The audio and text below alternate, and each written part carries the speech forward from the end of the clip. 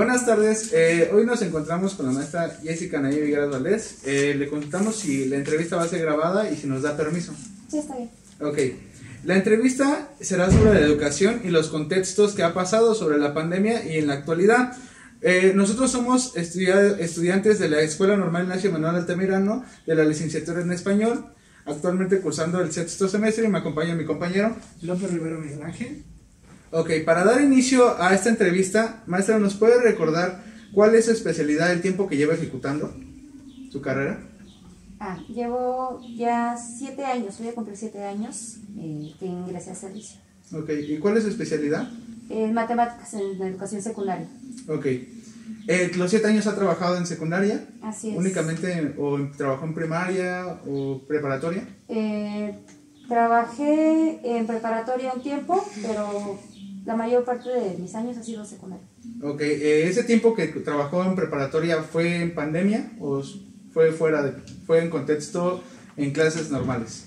Sí, ya fue presencial, Okay. de manera mixta, donde nada más los alumnos iban en mitad de grupo.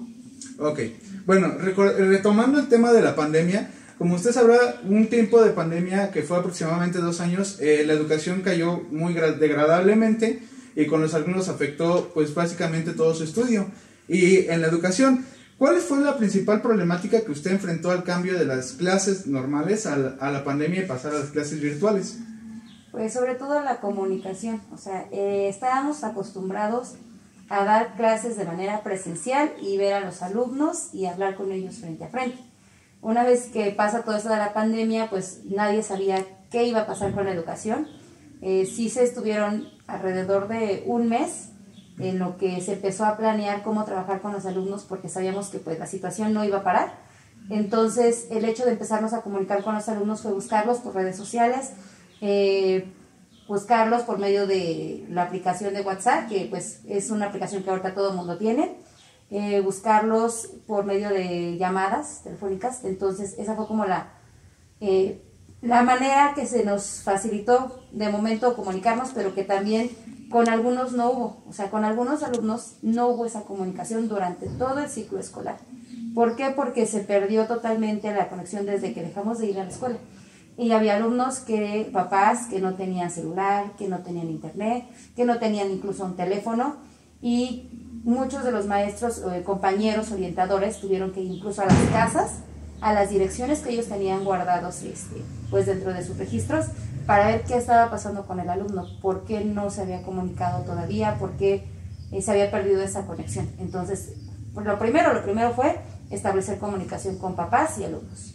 Muy bien, eso es en cuestión de alumnos. ¿Y usted, en cuestión de su profesión, tuvo alguna dificultad al ingresar a la pandemia, digamos, en la cuestión de las TIC, de las tecnologías? De principio, sí tenía una idea cuando empezaron a decir que íbamos a dar clases en línea, pero todo se fue adaptando, porque primero la indicación que nos dan las autoridades es como una organización, o sea, cada escuela toma sus propias decisiones. Entonces era comunicarnos, dejar actividades y que se regresaran, ¿no? Por correo, por mensaje, o sea, buscar los medios. Después empezó como que esta situación va más allá, entonces empezamos a hacer las videollamadas. Entonces dar clases por videollamadas, en vivo, hacer videos. Yo creo que ahí cada docente obviamente se encontró con dificultades. Mis dificultades creo que no fueron muchas, porque de tecnología pues ahí estuve investigando. Entonces entre que hacíamos videollamadas, hacía también mis videos, grababa, subía a YouTube, grababa para quien no tenía la posibilidad de datos, de estar viendo videos, los grababa y los mandaba al grupo que teníamos de WhatsApp. Entonces como que sí me causaba curiosidad también aprender esa parte, ¿no? De dar clases que fueran atractivas, así a distancia. Y sobre todo porque pues a lo mejor sí me llama la atención el hecho de aprender cosas nuevas. Entonces creo que lo más difícil que me encontré fue poder darles la atención o la explicación de manera personalizada a cada alumno. O sea, doy matemáticas, entonces no es lo mismo darle la explicación a los alumnos por medio de una pantalla que pasar a lo mejor y decirles, mira, es que te equivocaste en esto, o es este detalle fue lo que hizo que saliera mal el resultado. Eso fue lo que a mí me daba pues mayor preocupación, porque sentía que no avanzaba, ¿no? Aunque a lo mejor algunos me mandaban sus actividades, algunas no estaban bien y es difícil brindar una retroalimentación a partir de un celular.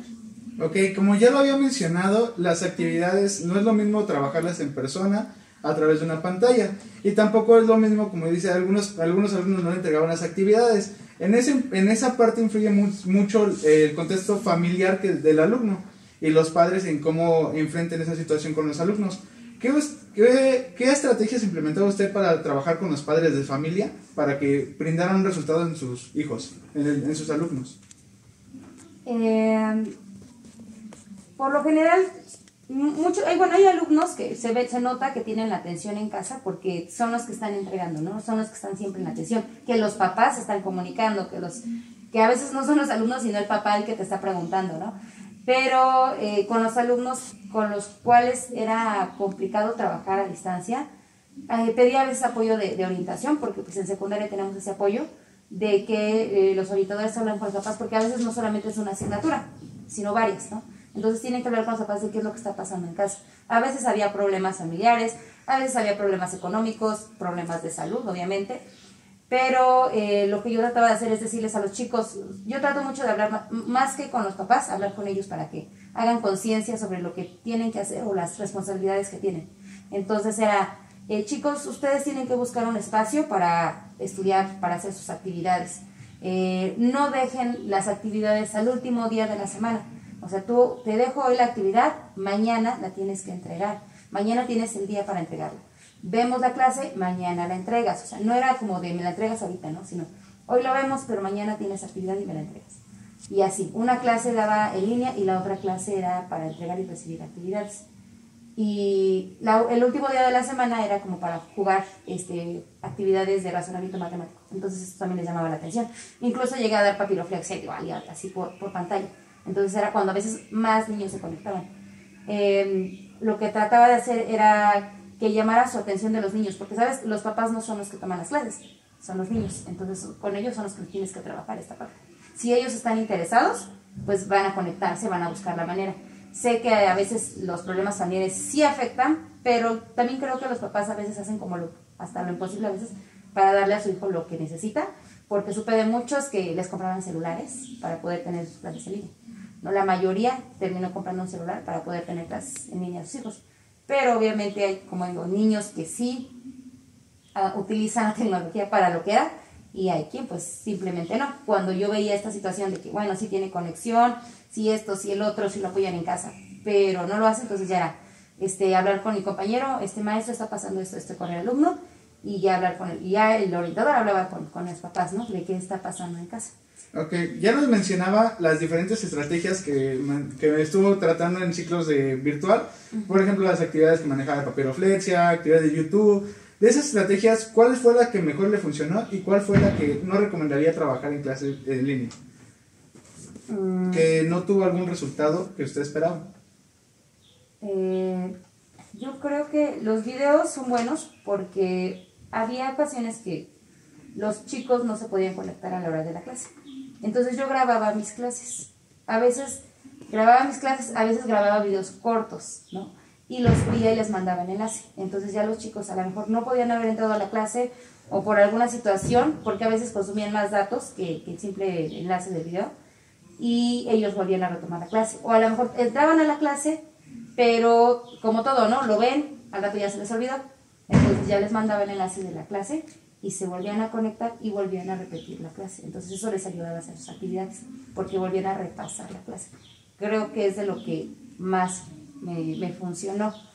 De lo que no me funcionó y que no trabajé fueron actividades con el uso de juego de geometría, porque no tenía manera de mostrarles cómo usar el juego de geometría. ¿Sabes? En la casa, desde la pantalla, yo sentía que no me daba lo suficiente conexión como para estarles mostrando los trazos con el juego de geometría.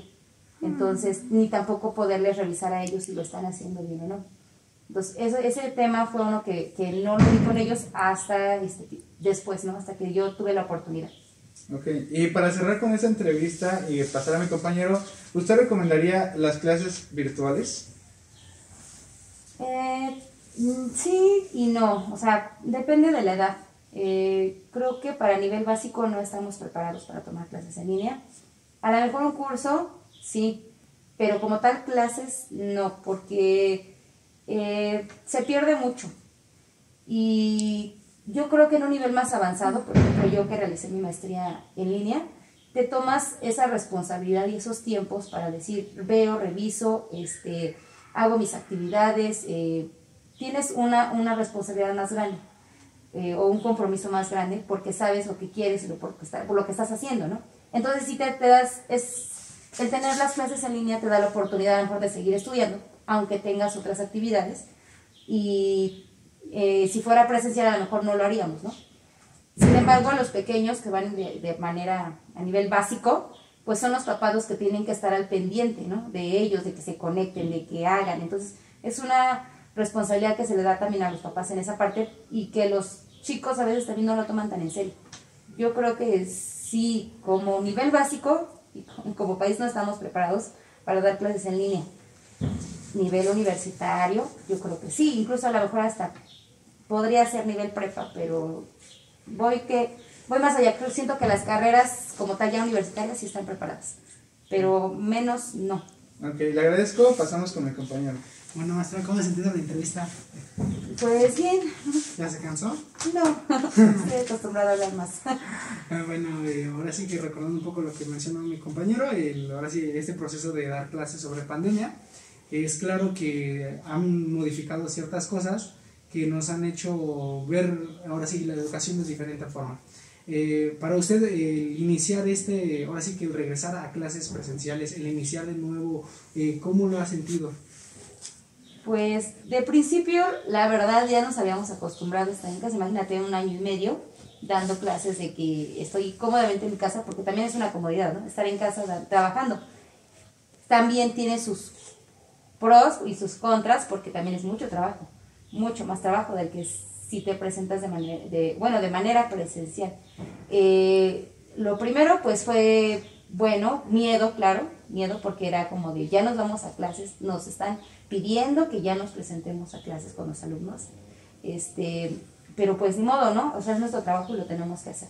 Entonces es así como de, pues ni modo, vamos a protegernos, vamos a tomar medidas, vamos a acordar cómo lo vamos a hacer, porque todo funciona a nivel institucional. Entonces no es como que cada quien, afortunadamente no es como que cada quien por su lado, sino que todos tenemos que organizarnos para poder brindar el servicio de la mejor manera. Sentí a la parte un alivio porque nosotros en secundaria trabajamos por horas. En casa no. En casa trabajábamos por jornada, o sea, no teníamos un horario de trabajo como tal, porque era papás, niños, todo el tiempo, el celular, suena. Y en la escuela tú vas, atiendes a los chicos, tienes un horario, trabajas con ellos lo que tienes que trabajar, cambias de grupo, y sales de la escuela, sales del trabajo, y no es como que te olvides de todo, pero sí ya dejas esa parte del trabajo a un lado, ¿no? Entonces sí se siente, el volver a regresar se siente bien, porque sí se siente un alivio por la parte de la carga de trabajo. Bueno, ahora sí que igual viendo ese tipo de circunstancias, en su escuela, ¿qué tal le ha parecido o considera que ha sido correcto la forma, por así decirlo, burocrática que ha actuado la escuela? O sea, ¿cree que sí es correcto que a lo mejor reactivaran la clase otra vez a presencial o lo considera usted incorrecto? ¿Usted cómo ha sentido que es ahora sí que justo y necesario lo que están haciendo o lo considera de cierta manera incorrecto? Pues es difícil porque no es una decisión que tome la escuela como tal. Todo viene, como dices, de burocracia, todo viene de arriba. Las indicaciones son muy precisas, ya se tienen que presentar, ya tienen que hacer esto, ya tienen que hacer lo otro. Entonces no nos piden nuestra opinión, ¿sabes? O sea, hay cosas que no nos parecen, hay cosas que claro que estamos en desacuerdo, pero simplemente ya es así, como que no nos piden la opinión a los maestros. Como colectivo sí tomamos las decisiones. Lo que se hizo fue que entraran solamente la mitad de los alumnos, precisamente pues para cuidarlos y cuidarnos nosotros. Entonces teníamos que regresar, eso ya era un hecho. pero con base a los acuerdos que pudimos tomar era esto, ¿no? La mitad de los alumnos, a pesar de que son pocos, darles el espacio suficiente para poder estar en el salón y darles la seguridad también a los maestros de que están yendo a convivir con los chicos, ¿no? El tomar las medidas necesarias, también eso es algo que fortalece a sentirte seguro, porque pues es la sanitización, la toma de temperatura, es cosa que todavía hasta la fecha seguimos haciendo. Los recesos también por bloques para que los chicos no se junten, el hecho de que lleven sus alimentos, el hecho de que todo el tiempo estén con el cubrebocas, el que tengan el gel, el sanitizante fuera del salón para que si salen, entran. O sea, sí se han tomado bastantes medidas y que se siguen llevando a cabo, y creo que eso ha ayudado a que no haya más situación. Hubo casos de maestros enfermos, ¿sabes qué? La escuela se cierra, nos vamos 1 o 2 semanas y volvemos a regresar cuando ya las cosas se hayan tranquilizado. Entonces, sí, a pesar de que nos han dado indicaciones de que así tratamos de tomar decisiones, se han tomado decisiones para que pues funcione de la mejor manera. Ok. Ahora, recordando, bueno, ahora sí que retomando lo que acaban de mencionar, el estar viniendo, bueno, citando a los alumnos una semana sí y una semana no, es más que claro que planifica de manera diferente. Con lo acontecido o de lo que venimos de esta pandemia, ¿ha notado alguna mejoría o usted ha notado algo que ha mejorado en su planificación? A lo mejor antes de entrar a la pandemia planificaba de cierta manera, pero el tener estas circunstancias la ha llevado a mejorar o ilustrarse de mejor manera a la hora de planificar y ejecutar sus clases. Quisiera decir que cambiamos y que utilizamos ahora la tecnología. El hecho es que no todos lo tienen, ¿no? Hubiéramos querido decir, no abandones lo que ya hiciste en línea, ¿no? Que las actividades, los juegos, los videos, etcétera. Pero se va perdiendo porque, bueno, tan solo la comunidad en la que estamos no cuenta con el suficiente, a lo mejor, economía o acceso a internet como para poder seguir trabajando con esas tecnologías. De hecho, esa es una de las situaciones por las cuales también decidimos regresar, ¿no? ¿Por qué? Porque se perdió el contacto con alumnos. Cuando regresamos de manera presencial, aparecieron alumnos con los cuales no estábamos trabajando, que no conocíamos, ¿no? Entonces, pues difícilmente puedes volver a retomar algo que no estaba funcionando, porque realmente para algunos sí, pero para otros no era funcional. Entonces, mi planificación sí ha tratado de poner esta parte de la tecnología a la mejor, pero no está al alcance para todos. Entonces, no trato de que sea algo riguroso o que sea muy necesario para todos. Ok. Ahora sí que, como lo mencionó mi compañero, está de acuerdo que siempre se ha dado como casos específicos. También hay que recordar que el ambiente, por así decirlo, educativo de manera virtual es distinto al que se tiene de manera presencial y ha cambiado. Y a lo mejor también debemos retomar el sentido de que los alumnos no tienen como una interacción social o no tuvieron una interacción social, y es como el estarse conociendo de nuevo. En ese sentido, ¿qué dificultades se han presentado bajo su salón de clases? El estar dando clases, el que se estén conociendo, a lo mejor sus caritas las estén ubicando, ¿qué dificultades ha tenido? Sí, de principio, bueno, yo tengo actualmente segundos grados de secundaria, entonces, por lo general, los grupos se comportan algo así. En primer año siempre son muy calladitos, los chicos se están conociendo, como tú dices, vienen de otras escuelas, y ya como por ahí de medio año empiezan ya como que a jugar y relajo. En segundo año son como el grado rebelde, ¿no? Entonces siempre son más hablar, platicar tus cosas y demás. Y en tercer año son como más tranquilos, ¿no? Ya se tranquilizan un poco. Sin embargo, yo ahorita que entro cuando ya los chicos van en segundo grado. Los tuve en primer año en línea, entro a segundo grado y entran como si fueran de primero, ¿sabes? O sea, volver como niños pequeñitos que no saben interactuar, que no se sientan tan cerca de su compañero, que les preguntas algo y nadie contesta, ¿no? Como que piensan que todos están atrás de la cámara donde nadie los ve, ¿no? Entonces fue así como de, a ver chicos, les estoy hablando, contéstenme, ¿qué pasó? ¿Cómo están? Muy, muy serios. Ya pasó, pues ya casi un año, todavía no lo cumplimos, pero ya casi un año de que entramos a presenciales, porque sí entramos desde agosto, en nuestra escuela entramos desde agosto. Entonces ahorita ya la interacción ya es diferente. Incluso, bueno, ya la indicación es que las escuelas regresen al 100%. O sea, los alumnos ya están regresando al 100% a las escuelas. En su horario, jornada completa. Ya estamos trabajando así. Entonces fue otro cambio, aparte de que ya empezaron a ir mitades de grupo, hace como unas 2 semanas aproximadamente, ingresa la otra mitad del grupo y se empiezan a conocer. Ahora ya son 2 grupos de un solo grupo que están interactuando. La primera reacción es de algunos, era, no, es que no le voy a hablar, así, ¿no? El rechazo. Lo que hice yo fue una actividad para que se conocieran, y sabes que vamos a trabajar en parejas. Lo primero que vas a hacer es buscar a alguien de la otra parte del grupo que no conozcas o a quien tú quieras, pero vas a trabajar con esa persona. Hicimos un juego. Entonces eso como que relajó las cosas, la situación en los grupos, y ya empezaron a interactuar más. Ahorita la situación es de que ya todos se hablan. Hay buena convivencia, yo veo buena convivencia en los grupos, y están tranquilos todavía. A pesar de ser segundo año, todavía están como tranquilos, están empezando pues a vivir esta experiencia de la secundaria, porque pues llevan un año en línea y entonces como todavía no para ellos muchas cosas. Sí, bueno, menciona que ahora sí asistir de manera presencial al 100%.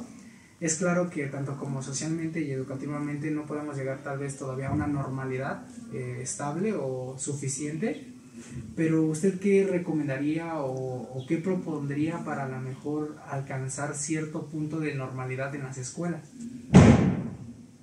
Pues creo que sí, pareciera que no, pero sí se está normalizando la situación. Seguimos practicando todo eso que te digo, la situación de revisar, de tomar temperatura, de colocar gel. A lo mejor son cuestiones que no estábamos acostumbrados a hacer, pero los chicos ya asisten, o sea, en su horario normal, de manera normal, se les dan clases en el horario que debe de ser. ¿Qué es lo único que estamos cuidando? Pues todas estas situaciones de sanitización. Pero creo que ya nos estamos aproximando más a eso. Lo único que digo es seguirnos cuidando. A pesar de que sabemos que en algunos lugares pues ya se está, la Ciudad de México, ¿no? Ya se está quitando la parte del cubrebocas, que está entre que sí y que no. Pues ya estamos más allá, ¿no? Solamente es eso, que todavía acá estamos como todavía diciendo, no, ponte el cubrebocas, todavía, pues la distancia, la sana distancia ya no se puede cuidar como antes, ya van el 100% de los alumnos, ya es muy difícil, ¿no? Ya los grupos pues están en su lugar con los asientos que deben de estar. Entonces, ya nada más creo que es esta situación de estarnos cuidando y de que estamos cuidando también a los chicos, ¿no? Que si estás enfermo, o que si te toca la vacuna, vete a vacunar, que si estás enfermo no vengas a la escuela, te da tu justificante y una semana estás en casa, ¿no? Pero sí, ya estamos como agarrando ritmo. Bueno, maestra, ahora sí que de parte del compañero y mío, le agradecemos su tiempo y ahora sí que el regalarnos esta oportunidad de hacerle esta entrevista, le agradecemos mucho y muchas gracias por su tiempo, maestra. Gracias, maestra.